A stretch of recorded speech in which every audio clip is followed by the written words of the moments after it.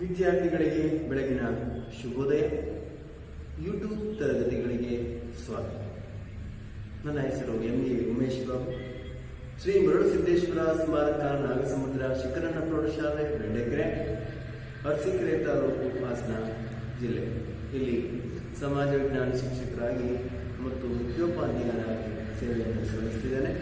ವಿದ್ಯಾರ್ಥಿಗಳ ಈ ದಿನ ನಾವು 9ನೇ ತರಗತಿಯ ಸಮಾಜ ವಿಜ್ಞಾನ ವಿಷಯದ ಇತಿಹಾಸ ಭಾಗದಲ್ಲಿ ಬರುವಂತಹ ಮೊಘಲರು ಮತ್ತೆ ಮರಾಠ ಈ ಅಧ್ಯಾಯದ ಮುಂದುವರಿದ ಭಾಗವನ್ನು ನಾವು ತಿಳ್ಕೊಳ್ಳೋಣ. ಮಕ್ಕಳೇ, ಇಂದಿನ ತರಗತಿಯಲ್ಲಿ ಮೊಘಲ್ ಸಂತತಿಯ ಸ್ಥಾಪಕರು, ನಂತರ ಬಂದಂತಹ ದೊರೆಗಳು, ಅವರ ಆಡಳಿತ, ಸಾಮ್ರಾಜ್ಯದ ವಿಸ್ತಾರ ಅದರ ಬಗ್ಗೆ ತಿಳ್ಕೊಳ್ತಿದ್ವಿ.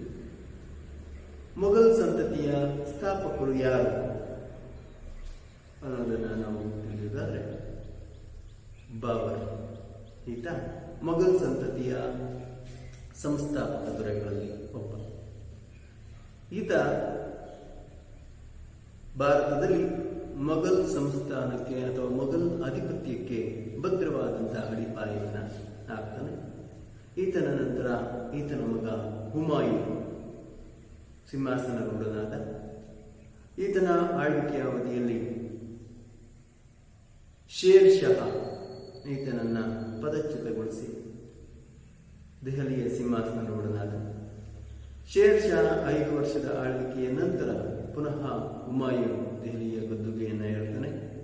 ಆತನ ತರುವಾಯ ಆತನ ಮಗ ಹುಮಾಯೂನನ ಮಗ ಅಕ್ಬರ್ ಈತ ಸಿಂಹಾಸನಾರೂಢನಾದ. ಅಕ್ಬರನ ಆಡಳಿತ, ಆತನ ಧಾರ್ಮಿಕ ಸುಧಾರಣೆಗಳು, ಅವನು ಅನುಷ್ಠಾನಗೊಳಿಸಿದಂತಹ ಹೊಸ ಧರ್ಮ, ಇದರ ಬಗ್ಗೆ ಇಂದಿನ ತರಗತಿಗಳಲ್ಲಿ ಅಭ್ಯಾಸವನ್ನು ಮಾಡಿದ್ದೇವೆ.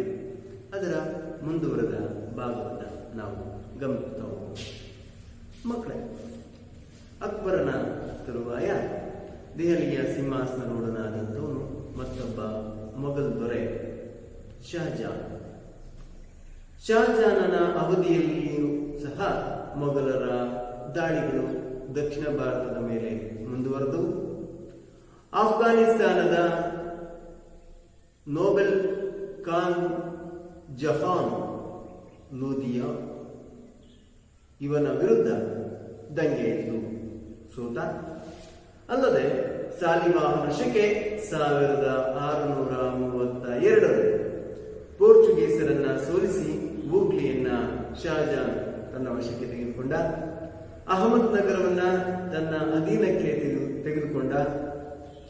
ನಂತರ ಸಿಖ್ಖರು ಬುಂದೇಲಖಂಡದ ದೊರೆಗಳೊಂದಿಗೆ ಸಂಬಂಧವನ್ನ ಸೂಕ್ತವಾದಂತಹ ರೀತಿಯಲ್ಲಿ ನಿರ್ವಹಿಸಲು ಸಾಧ್ಯವಾಗದೆ ಅವರ ನಡುವೆ ಸಂಬಂಧ ಹದಗೆಟ್ಟು ಮಧ್ಯ ಏಷ್ಯಾದ ದಂಡಯಾತ್ರೆಯಲ್ಲಿ ಉಜ್ಬೇಕರಿಂದ ಬಲ್ಕ್ ಪ್ರಾಂತ್ಯವನ್ನ ವಶಪಡಿಸಿಕೊಳ್ಳಲು ಪ್ರಯತ್ನವನ್ನ ಮಾಡಿ ಶಹಜಾನ್ ಸೋಲನ್ನು ಅನುಭವಿಸ್ತಾನೆ. ಈತ ದಕ್ಷಿಣದಲ್ಲಿ ಭೂಮಾಪನ ಮತ್ತು ಭೂಮಿಯ ಫಲವತ್ತತೆಯ ಮೌಲ್ಯಮಾಪನವನ್ನ ಆಧರಿಸಿ ಅನುಸರಿಸಿದ. ಭೂಮಿಯ ಫಲವತ್ತತೆಗೆ ಅನುಗುಣವಾಗಿ ಕಂದಾಯವನ್ನ ನಿಗದಿಪಡಿಸಿದ. ದೆಹಲಿಯ ಕೆಂಪು ಕೋಟೆ, ಆಗ್ರಾದ ತಾಜ್ ಮಹಲ್ ಹಾಗೂ ಇನ್ನಿತರೆ ಕಟ್ಟಡಗಳು ಇವನ ಮಹತ್ವದ ಕೊಡುಗೆಗಳಾಗಿವೆ. ಮೊಘಲ್ ದೊರೆಗಳು ಕಲೆ ಮತ್ತು ವಾಸ್ತುಶಿಲ್ಪಕ್ಕೆ ನೀಡಿದಂತಹ ಪ್ರೋತ್ಸಾಹದಿಂದ ಇವನ ಅವಧಿಯನ್ನು ಸುವರ್ಣ ಯುಗ ಅಂತೇಳಿ ಕರೆಯಲಾಗುತ್ತೆ. ಕೊನೆಯಲ್ಲಿ ಶಹಜಹಾನನ ಮಕ್ಕಳಲ್ಲಿ ಸಿಂಹಾಸನಕ್ಕಾಗಿ ನಡೆದಂತಹ ಆಂತರಿಕ ಕಲಹಗಳಲ್ಲಿ ಔರಂಗಜೇಬ ಮೊಘಲರ ದೊರೆಯಾಗ್ತಾನೆ. ಔರಂಗಜೇಬ ತಂದೆ ಶಹಜಹಾನನನ್ನ ಬಂಧನದಲ್ಲಿಟ್ಟು ಅಲಂಗೀರ್ ಎಂಬ ಬಿರುದಿನೊಂದಿಗೆ ಔರಂಗಜೇಬ್ ತಂದೆಯನ್ನ ಬಂಧನದಲ್ಲಿಟ್ಟು ಅಲಂಗೀರ್ ಎನ್ನುವಂತಹ ಬಿರುದಿನೊಂದಿಗೆ ದೆಹಲಿಯ ಸಿಂಹಾಸನಾರೂಢನಾದ. ಇವನ ಆಡಳಿತದ ವಿರುದ್ಧ ಈಶಾನ್ಯ ಭಾಗದಲ್ಲಿ ಅಪೋಮರು ವಾಯುವ್ಯದಲ್ಲಿ ಯೂಸಫಾಯಿಗಳು ದಂಗೆ ಇದ್ದಾಗ ಅವುಗಳನ್ನ ತಾತ್ಕಾಲಿಕವಾಗಿ ಅಡಗಿಸಿದ. ಮರಾಠ ದೊರೆ ಶಿವಾಜಿಯನ್ನ ಅವಮಾನಗೊಳಿಸಿ ಆತನನ್ನ ಬಂಧಿಸಿದ್ದು ಮುಂದೆ ಮೊಘಲರ ವಿರುದ್ಧ ದಾಳಿಗಳನ್ನ ನಡೆಸಲು ಕಾರಣ ಆಯಿತು. ಉತ್ತರ ಭಾರತದಲ್ಲಿಯೂ ಸಹ ಮೇವಾರದ ರಜಪೂತ, ರಾಠೋಡರು, ಸಿಖ್ಖರು, ಜಾಟರು, ಬಂದೇಲರು ಹಾಗೂ ಸತ್ನಾಮಿಗಳ ದಂಗೆಗಳನ್ನ ಎದುರಿಸಬೇಕಾಗಿ ಬಂತು. ಬಿಜಾಪುರದ ಆದಿಲ್ ಶಾಹಿ ಹಾಗೂ ಗೋಲ್ಕೊಂಡದ ನಿಜಾಂ ಶಾಹಿಗಳೊಂದಿಗೆ ಹೋರಾಡಿ ಅವುಗಳನ್ನು ತನ್ನ ರಾಜ್ಯದಲ್ಲಿ ವಿಲೀನಗೊಳಿಸಿದ. ಆದರೆ ಕೊನೆಯಲ್ಲಿ ಪ್ರಬಲ ಶಕ್ತಿಯಾಗಿದ್ದಂತಹ ರಜಪೂತರ ಜೊತೆಗಿನ ಇವನ ವೈರತ್ವದಿಂದ ಮೊಘಲರ ಅವನತಿ ಪ್ರಾರಂಭ ಆಯಿತು. ಔರಂಗಜೇಬನು ಕುರಾನಿನ ತತ್ವಗಳನ್ನ ಕಟ್ಟುನಿಟ್ಟಾಗಿ ಆಚರಣೆಗೆ ತರಲು ಪ್ರಯತ್ನಿಸಿದ. ಇವನ ಕಾಲದಲ್ಲಿ ಹಲವು ಪ್ರಸಿದ್ಧ ಹಿಂದೂ ದೇವಾಲಯಗಳು ನಾಶವಾದವು. ಸಾಮ್ರಾಜ್ಯದಲ್ಲಿ ಸತಿಯಾಚರಣೆ, ಸಂಗೀತ ಕಚೇರಿ, ಮೆರವಣಿಗೆ, ಜೂಜಾಟ, ಮದ್ಯಪಾನ ಹಾಗೂ ಗಾಂಜಾ ಉತ್ಪನ್ನಗಳನ್ನ ಉಪಯೋಗಿಸುವುದನ್ನ ನಿಷೇಧಿಸಲಾಗಿತ್ತು. ಆಡಂಬರಕ್ಕೆ ಮಹತ್ವ ನೀಡದೆ ಸರಳವಾಗಿ ತನ್ನ ಬದುಕನ್ನ ಕಳೆದ. ಇವನನ್ನ ಜಿಂದಾ ಫಕೀರ್ ಅಥವಾ ಜೀವಂತ ಫಕೀರ ಅಂತೇಳಿ ಕರೆತಿದ್ರು. ಅಂತಹ ಸರಳ ಸಜ್ಜನಿಕೆಯ ವ್ಯಕ್ತಿ ಔರಂಗಜೇಬ ಆಗಿದ್ದ. ನಂತರ ಮೊಘಲರ ಆಳ್ವಿಕೆ ಕೊನೆಯಾಯಿತು.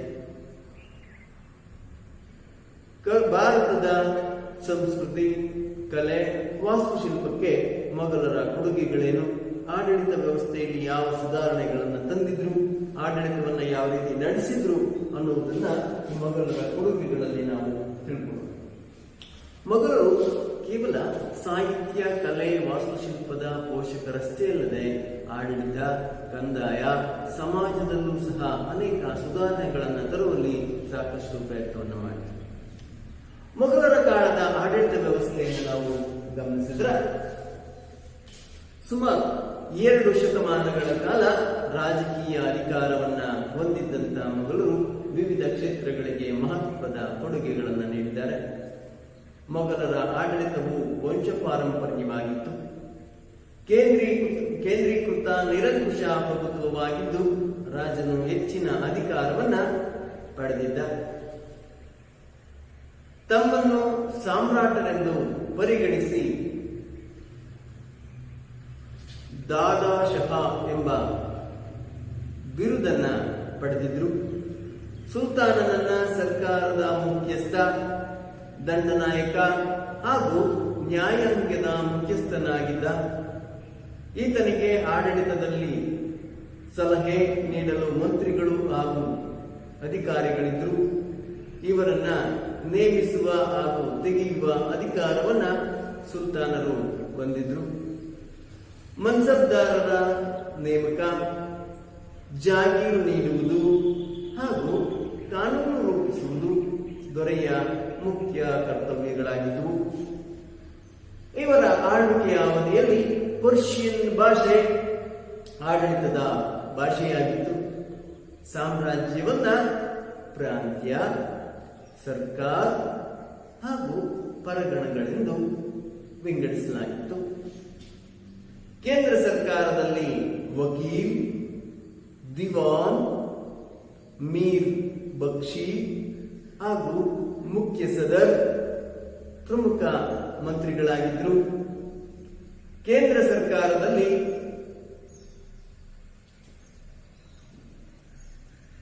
ಈ ಮಂತ್ರಿಗಳು ಕಾರ್ಯವನ್ನು ನಿರ್ವಹಿಸ್ತಾ ಇದ್ರು. ಇಂದಿಗೂ ಸಹ ನಮ್ಮ ಕಂದಾಯ ವ್ಯವಸ್ಥೆಯ ಆಡಳಿತದಲ್ಲಿ ಮೊಘಲ್ ಕಾಲದಲ್ಲಿ ಚಾಲ್ತಿಯಲ್ಲಿದ್ದಂತಹ ಕಂದಾಯ ವ್ಯವಸ್ಥೆಯ ಸೂಚಕ ಪದಗಳನ್ನು ನಾವು ಗಮನಿಸಬಹುದಾಗಿದೆ.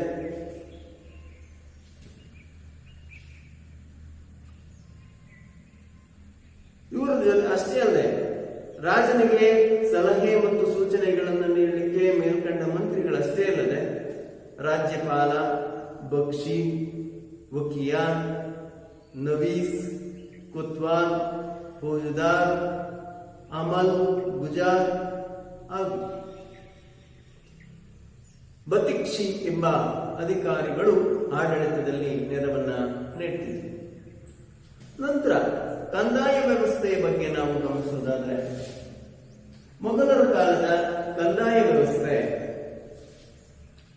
ತುಂಬಾ ಉತ್ಕೃಷ್ಟವಾದಂತಹ ವ್ಯವಸ್ಥೆಯನ್ನು ಹೊಂದಿತ್ತು.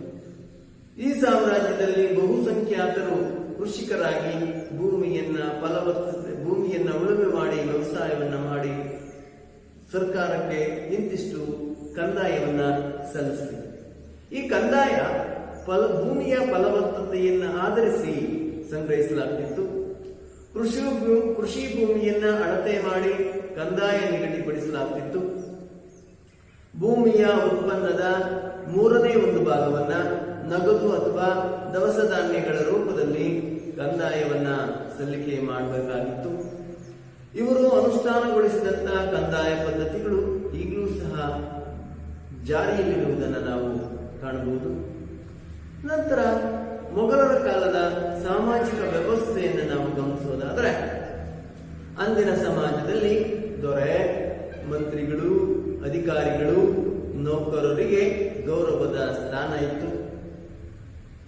ಇವರು ದುಬಾರಿ ಉಡುಪುಗಳನ್ನ, ಹಾಗೆಯೇ ಮುತ್ತು, ರತ್ನ ಹಾಗೂ ಇನ್ನಿತರೆ ಲೋಹಗಳಿಂದ ತಯಾರಿಸಿದಂತ ಆಭರಣಗಳನ್ನ ಧರಿಸುತ್ತಿದ್ರು. ಔರಂಗಜೇಬನನ್ನ ಹೊರತುಪಡಿಸಿದರೆ ಉಳಿದವರು ಸಂಗೀತ, ನೃತ್ಯ, ಮದ್ಯಪಾನ, ಜೂಜಾಟ ಮುಂತಾದ ಮನರಂಜನೆಗಳಲ್ಲಿ ತೊಡಗಿಕೊಂಡಿದ್ರು. ಕೃಷಿಕರು ಅಧಿಕ ಭೂಕಂದಾಯ ಹಾಗೂ ಸರ್ಕಾರದ ಅಸಮರ್ಪಕ ನೀತಿಗಳು ಹಾಗೂ ಮಧ್ಯವರ್ತಿಗಳ ಕಿರುಕುಳದಿಂದ ಕಷ್ಟದ ಬದುಕನ್ನ ನಡೆಸುತ್ತಿದ್ರು. ಕೃಷಿಯೇತರ ವರ್ಗದಲ್ಲಿ ಚರ್ಮ ಹದ ಮಾಡುವವರು, ಕುಂಬಾರರು, ಬಡಗಿಗಳು, ಚಮ್ಮಾರರು, ಅಗಸರು ಮುಂತಾದವರು ಸೇವಾ ವರ್ಗಕ್ಕೆ ಸೇರಿದ್ದರು. ಸತಿ ಪದ್ಧತಿ, ಬಾಲ್ಯ ವಿವಾಹ, ವರದಕ್ಷಿಣೆ, ಕನ್ಯಾಶುಲ್ಕ ಪದ್ಧತಿಗಳು ಈ ಸಾಮ್ರಾಜ್ಯದಲ್ಲಿ ಆಚರಣೆಯಲ್ಲಿದ್ದವು. ನಂತರ ಆರ್ಥಿಕ ವ್ಯವಸ್ಥೆಯನ್ನ ಗಮನಿಸೋದಾದ್ರೆ ಮೊಘಲರ ಕಾಲದ ಅರ್ಥವ್ಯವಸ್ಥೆ. ಉತ್ತರ ಭಾರತವು ಅನೇಕ ನದಿಗಳನ್ನ ಹೊಂದಿದ್ದರಿಂದ ಕೃಷಿಗೆ ಯೋಗ್ಯವಾದಂತಹ ಭೂಮಿ ನೈಸರ್ಗಿಕವಾಗಿ ದೊರೆತಿತ್ತು. ಉತ್ತಮ ನೀರಾವರಿ ವ್ಯವಸ್ಥೆಯು ಕೃಷಿ ಅಭಿವೃದ್ಧಿಗೆ ನೆರವಾಗಿತ್ತು. ಅಂದು ಸರ್ಕಾರಿ ಕಾರ್ಖಾನೆಗಳಿದ್ದವು. ಅವುಗಳಲ್ಲಿ ಹತ್ತಿ ಬಟ್ಟೆ ಕೈಗಾರಿಕೆಗಳು, ಬನಾರಸ, ಪಾಟ್ನಾ, ಢಾಕಾ, ನಂತರ ಸೋನಾರ್, ಲಾಹೋರ್, ಫತೇಪುರ್ ಸಿಕ್ರಿ ಹಾಗೂ ಆಗ್ರಾಗಳಲ್ಲಿ ಕೈಗಾರಿಕೆಗಳು ಕೇಂದ್ರೀಕರಿಸಿವೆ. ವಿದ್ಯಾರ್ಥಿಗಳ ಪ್ರಶ್ನೆಗಳನ್ನ ಕೇಳ್ತಾರೆ. ಮೊಘಲರ ಆಡಳಿತ ವ್ಯವಸ್ಥೆಯಲ್ಲಿ ಇದ್ದಂತಹ ಕೈಗಾರಿಕೆಗಳು ಯಾವ ಪ್ರದೇಶಗಳಲ್ಲಿ ಕೇಂದ್ರೀಕರಿಸಿದವು ಅಂತ ಆ ಪ್ರಶ್ನೆಗೆ ಉತ್ತರ ನಾನಾಗಲೇ ಹೇಳಿದೆ. ಯಾವುದು? ಬಟ್ಟೆ ಕೈಗಾರಿಕೆಗಳು ಢಾಕಾ, ಪಾಟ್ನಾ, ಬನಾರಸ, ನಾಪೂರ್, ಫತೇಪುರ್ ಸಿಕ್ರಿ, ಸೋನಾರ್ ಮುಂತಾದಂತಹ ಪ್ರದೇಶಗಳಲ್ಲಿ ಕೇಂದ್ರೀಕರಿಸಿದ್ವು. ಅಂದ್ರೆ ಮೊಘಲರ ಕಾಲದಲ್ಲೇ ಬಟ್ಟೆ ಕೈಗಾರಿಕೆಗಳಿಗೆ ಭಾರತದಲ್ಲಿ ಆದ್ಯತೆಯನ್ನು ನೀಡಲಾಗಿತ್ತು. ಅಕ್ಬರನು ಶಾಲು ಮತ್ತೆ ಜಮಾಖಾನ ನೇಕಾರಿಕೆಯನ್ನ ಅಭಿವೃದ್ಧಿಪಡಿಸಿದ. ಮೊಘಲರ ಕಾಲದಲ್ಲಿ ಆಂತರಿಕವಾಗಿ ಮಾತ್ರವಲ್ಲದೆ ಏಷ್ಯಾ ಹಾಗೂ ಯುರೋಪಿನ ಅನೇಕ ದೇಶಗಳೊಡನೆ ವಾಣಿಜ್ಯ ಸಂಬಂಧವನ್ನ ಹೊಂದಿತ್ತು.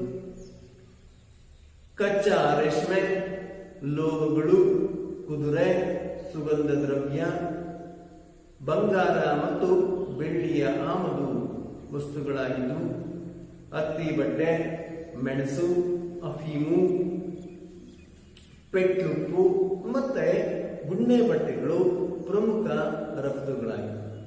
ಬೇರೆ ದೇಶಗಳಿಂದ ಯಾವ ರೀತಿ ವಸ್ತುಗಳನ್ನು ಆಮದು ಮಾಡ್ಕೊಳ್ತಿದ್ವೋ ನಮ್ಮಲ್ಲೂ ಸಹ ಉತ್ಪಾದನೆಯಾಗಿ ಬಳಕೆಯಾದ ನಂತರ ಹೆಚ್ಚಾದಂತಹ ವಸ್ತುಗಳನ್ನ ಬೇರೆ ದೇಶಗಳಿಗೆ ರಫ್ತು ಮಾಡ್ತಿದ್ವಿ.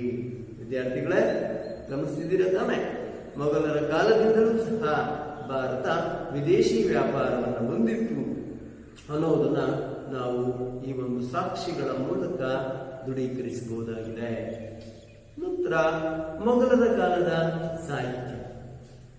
ಮೊಘಲರು ಕಲೆ, ವಾಸ್ತುಶಿಲ್ಪ, ಆಡಳಿತ, ಕಂದಾಯ, ನೃತ್ಯ ಮುಂತಾದಂತಹ ಕ್ಷೇತ್ರಗಳಲ್ಲಿ ಅಪಾರವಾದಂತಹ ಸಾಧನೆಗಳನ್ನ ಮಾಡಿದರೆ ಅನೇಕ ಕೊಡುಗೆಗಳನ್ನು ಸಹ ಕೊಟ್ಟಿದ್ದಾರೆ.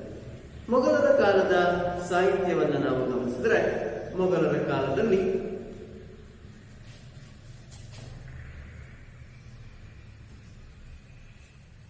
ಪರ್ಷಿಯನ್, ಅರೇಬಿಕ್, ತುರ್ಕಿ, ಉರ್ದು, ಹಿಂದಿ, ಸಂಸ್ಕೃತ ಭಾಷೆಗಳಲ್ಲಿ ಕೃತಿಗಳು ರಚನೆಯಾಗಿದ್ದವು. ಬಾಬರ್ ಹಾಗೂ ಜಹಾಂಗೀರ್ ಸ್ವತಃ ವಿದ್ವಾಂಸರಾಗಿದ್ದು ತಮ್ಮ ಆತ್ಮಕಥೆಗಳಾದಂತಹ ಬಾಬರ್ ನಾಮ ಹಾಗೂ ತುಜ್ಕಿ ಈ ಜಹಾಂಗೀರ್ಗಳನ್ನ ರಚನೆಯನ್ನು ಮಾಡಿದರು. ಹುಮಾಯೂನ್ ಕೂಡ ಲೇಖಕನಾಗಿದ್ದ. ಅಕ್ಬರನ ಆಸ್ಥಾನದಲ್ಲಿ ಅಬುಲ್ ಫಜಲ್,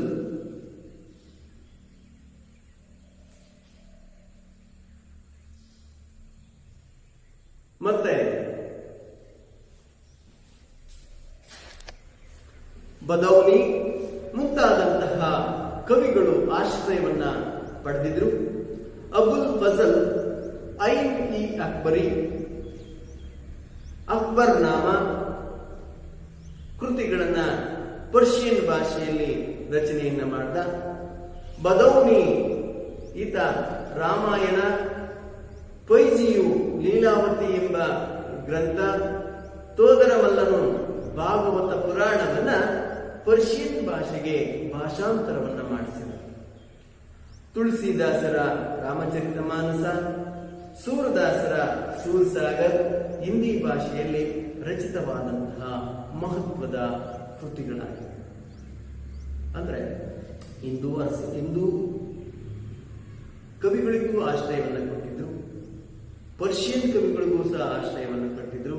ಪರ್ಷಿಯನ್ ಸಾಹಿತ್ಯ ಮತ್ತು ಹಿಂದಿ ಸಾಹಿತ್ಯ ಎರಡೂ ಸಹ ಇವರ ಕಾಲದಲ್ಲಿ ವಿಪುಲವಾಗಿ ಬೆಳೆದಿವೆ. ನಂತರ ಮೊಘಲರ ಕಾಲದ ಕಲೆ ಮತ್ತು ವಾಸ್ತುಶಿಲ್ಪದ ಬಗ್ಗೆ ನಾವು ತಿಳಿಯೋದಾದ್ರೆ,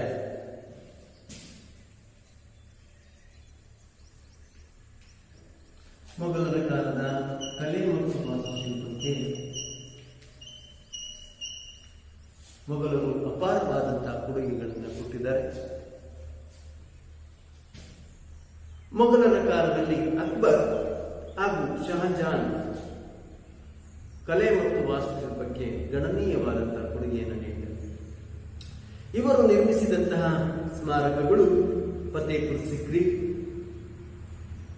ಆಗ್ರಾ ಹಾಗೂ ದೆಹಲಿಯಲ್ಲಿವೆ. ಅಕ್ಬರನ ಅವಧಿಯಲ್ಲಿ ಇಂಡೋ ಪರ್ಷಿಯನ್ ಶೈಲಿಯ ಸಮ್ಮಿಶ್ರಣವಾದ ಪ್ರಸಿದ್ಧ ಅರಮನೆಗಳಾದ ಅಕ್ಬರಿ ಮಹಲ್, ಜಹಾಂಗೀರಿ ಮಹಲ್, ಫತೇಪುರ್ ಸಿಕ್ರಿಯ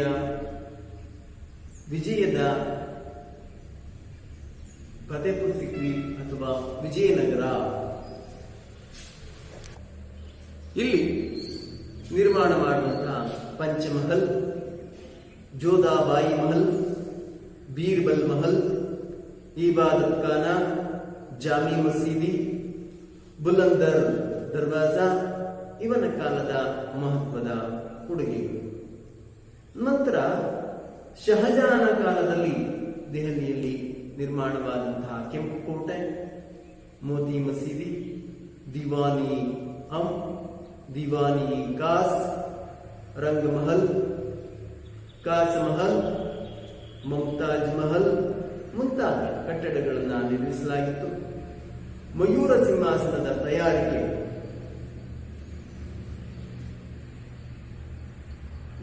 ಮಯೂರ ಸಿಂಹಾಸನದ ತಯಾರಿಕೆ ದೇಶದ ಅತ್ಯಂತ ದೊಡ್ಡದಾದಂತಹ ಒಂದು ಕೊಡುಗೆ. ಈ ಮಯೂರ ಸಿಂಹಾಸನವನ್ನ 7 ವರ್ಷಗಳ ಅವಧಿಯಲ್ಲಿ ಅಂದಿನ 1 ಕೋಟಿ ರೂಪಾಯಿ ವೆಚ್ಚದಲ್ಲಿ ಇದನ್ನ ನಿರ್ಮಾಣ ಮಾಡಲಾಯಿತು. ಜೊತೆಗೆ ದೇಶದ ಅತ್ಯಂತ ದೊಡ್ಡದಾದಂಥ ಮಸೀದಿ ಜಾಮಿಯಾ ಮಸೀದಿ ಶಹಜಹಾನನ ಕಾಲದಲ್ಲಿ ನಿರ್ಮಾಣ ಆಯಿತು. ಇಷ್ಟೇ ಅಲ್ಲದೆ ಲಾಹೋರ್, ಕಾಬೂಲ್, ಕಾಶ್ಮೀರ್, ಕಾಂದಹಾರ್, ಅಜ್ಮೀರ್, ಅಹಮದಾಬಾದ್ ಮುಂತಾದ ಕಡೆ ಶಹಜಹಾನನ ಕಾಲದ ವಾಸ್ತುಶಿಲ್ಪಗಳು ಕಂಡುಬರುತ್ತವೆ. ಇವು ಮೊಘಲರ ಕಾಲದಲ್ಲಿ ನಿರ್ಮಾಣ ಆದಂಥ ಒಂದು ಪ್ರಸಿದ್ಧವಾದಂಥ ಕಟ್ಟಡ. ನಂತರ ಚಿತ್ರಕಲೆ. ಮೊಘಲರ ಕಾಲದ ಚಿತ್ರಕಲೆಯನ್ನು ನಾವು ಗಮನಿಸುವುದಾದರೆ ಚಿತ್ರಕಲೆಗೂ ಸಹ ಮೊಘಲರು ಅಪಾರವಾದಂತಹ ಕೊಡುಗೆಗಳನ್ನು ಕೊಟ್ಟಿದ್ದಾರೆ. ಹುಮಾಯೂನನ ಕಾಲದಲ್ಲಿ ಮೊಘಲರ ಚಿತ್ರಕಲೆ ಪ್ರಾರಂಭವಾಗಿ ಅಕ್ಬರ್, ಜಹಾಂಗೀರನ ಅವಧಿಯಲ್ಲಿ ಹೆಚ್ಚಿನ ಪ್ರೋತ್ಸಾಹವನ್ನ ಪಡೆದುಕೊಳ್ತು. ಮೀರ್ ಸೈಯದ್ ಅಲಿ ಹಾಗೂ ಅಬ್ದುಲ್ ಸಮರ್ಥರು ಪರ್ಷಿಯಾದ ಪ್ರಮುಖವಾದಂತಹ ಚಿತ್ರಕಾರರಾಗಿದ್ದರು. ಆದರೆ ಹಿಂದೂ ಚಿತ್ರಕಾರರದೇ ಈ ಅವಧಿಯಲ್ಲಿ ಮೇಲುಗೈಯಾಗಿತ್ತು. ಅಕ್ಬರನ ಆಸ್ಥಾನದಲ್ಲಿ 17 ಚಿತ್ರಕಲಾಕಾರರಲ್ಲಿ 13 ಕಲಾಕಾರರು ಹಿಂದೂಗಳೇ ಆಗಿದ್ದರು. ಅವರಲ್ಲಿ ದಸ್ವಂತ್, ಬಸ್ವಾನ್ ಲಾಲ್, ಮುಕುಂದ, ಜಗನ್ನಾಥ್, ಮಹೇಶ್ ಪ್ರಮುಖರಾದಂತಹ ಚಿತ್ರಕಲಾಕಾರರಾಗಿದ್ದರು. ಜಹಾಂಗೀರನ ಆಸ್ಥಾನದಲ್ಲಿಯೂ ಸಹ ಉಸ್ತಾದ್ ಮನ್ಸೂರ್ ಮತ್ತೆ ಅಬ್ದುಲ್ ಹಸನ್ ಎಂಬ ಚಿತ್ರಕಾರರಿದ್ದರು. ಆದರೆ ಶಹಜಹಾನ್ ಹಾಗೂ ಔರಂಗಜೇಬನಿಗೆ ಚಿತ್ರಕಲೆಯ ಬಗ್ಗೆ ಆಸಕ್ತಿ ಇರಲಿಲ್ಲ. ಹೀಗೆ ಮೊಘಲರು ವಿವಿಧ ಕ್ಷೇತ್ರಗಳಿಗೆ ಅನನ್ಯ ಕೊಡುಗೆಗಳನ್ನು ನೀಡಿರುವುದನ್ನು ಗಮನಿಸಬಹುದಾಗಿದೆ. ಈ ರೀತಿ ಕೇವಲ ಆಡಳಿತ, ಸಾಮ್ರಾಜ್ಯದ ವಿಸ್ತರಣೆ, ದಿಗ್ವಿಜಯಗಳು, ಯುದ್ಧ, ಹೋರಾಟ ಇವುಗಳಷ್ಟೇ ಅಲ್ಲದೆ ಮೊಘಲ್ ದೊರೆಗಳು ಕಲೆ, ಸಾಹಿತ್ಯ, ಸಂಸ್ಕೃತಿ, ವಾಸ್ತುಶಿಲ್ಪ, ಚಿತ್ರಕಲೆ ಇವುಗಳ ಅಪಾರವಾದಂತಹ ಪೋಷಕರಾಗಿದ್ದರು. ಈಗಲೂ ಸಹ ಇವರು ನಿರ್ಮಾಣ ಮಾಡಿದಂತಹ ಪ್ರಮುಖವಾದಂತಹ ಕಟ್ಟಡಗಳನ್ನು ನಾವು ಸಂರಕ್ಷಣೆಯನ್ನು ಮಾಡ್ತೀವಿ. ಉದಾಹರಣೆಗೆ ದೆಹಲಿಯಲ್ಲಿ ನಿರ್ಮಾಣ ಮಾಡಿದಂತಹ ಕೆಂಪು ಕೋಟೆ, ಈಗಲೂ ಸಹ ನಾವು ಆ ಒಂದು ಕೆಂಪು ಕೋಟೆಯ ಸಂರಕ್ಷಣೆ ಕಾರ್ಯವನ್ನು ಮಾಡ್ತಿದ್ದೇವೆ. ಜೊತೆಗೆ ದೆಹಲಿಯ ಸಮೀಪ ಆಗ್ರಾ ಯಮುನಾ ನದಿಯ ದಂಡೆಯ ಮೇಲೆ ನಿರ್ಮಾಣವಾದ ಸಹ ಈ ಒಂದು ಮೊಘಲರ ಕಾಲದಲ್ಲಿ ನಿರ್ಮಾಣ ಆದಂತಹ ಭವ್ಯವಾದಂತಹ ಕಲಾಕೃತಿ. ಈ ರೀತಿಯಾಗಿ ಕಲೆ, ವಾಸ್ತುಶಿಲ್ಪ, ಚಿತ್ರಕಲೆಗೆ ಅಪಾರವಾದಂತಹ ಕೊಡುಗೆಗಳನ್ನು ಕೊಟ್ಟಿದ್ದಾರೆ ಮೊಘಲರು. ನಂತರ ಇವರ ಆಳ್ವಿಕೆ ಕೊನೆಯಾಗುತ್ತೆ. ಔರಂಗಜೇಬನ ನಂತರ ಬಂದಂತಹ ದೊರೆಗಳು ದುರ್ಬಲರು ಮತ್ತು ಅಸಮರ್ಥರಾಗಿದ್ದರಿಂದ ಸಾಮ್ರಾಜ್ಯವನ್ನ ಇತರೆ ಪ್ರಬಲ ರಾಷ್ಟ್ರಗಳು ಆಕ್ರಮಣವನ್ನು ಮಾಡಿ ಅದನ್ನು ವಶಪಡಿಸಿಕೊಳ್ಳುತ್ತವೆ. ನಂತರ ಜೊತೆಗೆ ಇವರ ಆಳ್ವಿಕೆಯ ಅವಧಿಯಲ್ಲಿ ಇವರಿಗೆ ಪ್ರಬಲವಾದಂತಹ ಪ್ರತಿಸ್ಪರ್ಧಿಗಳು ಅಥವಾ ಶತ್ರುಗಳು ಅಂತಂದ್ರೆ ಮರಾಠರಾಗಿದ್ದರು. ಮರಾಠರು ಇಲ್ಲಿ ಏಳಿಗೆಗೆ ಬಂದರು. ಈ ರೀತಿಯಾಗಿ ಮೊಘಲರ ಆಳ್ವಿಕೆ ಕೊನೆಯಾಯಿತು. ನಂತರ ಮರಾಠರು ಸಾಮ್ರಾಜ್ಯದ ಚುಕ್ಕಾಣಿಯನ್ನ ಹಿಡಿತಾರೆ. ಮುಂದಿನ ತರಗತಿಗಳಲ್ಲಿ ಮರಾಠರ ಬಗ್ಗೆ ಅಧ್ಯಯನವನ್ನು ಮಾಡೋಣ. ಧನ್ಯವಾದ.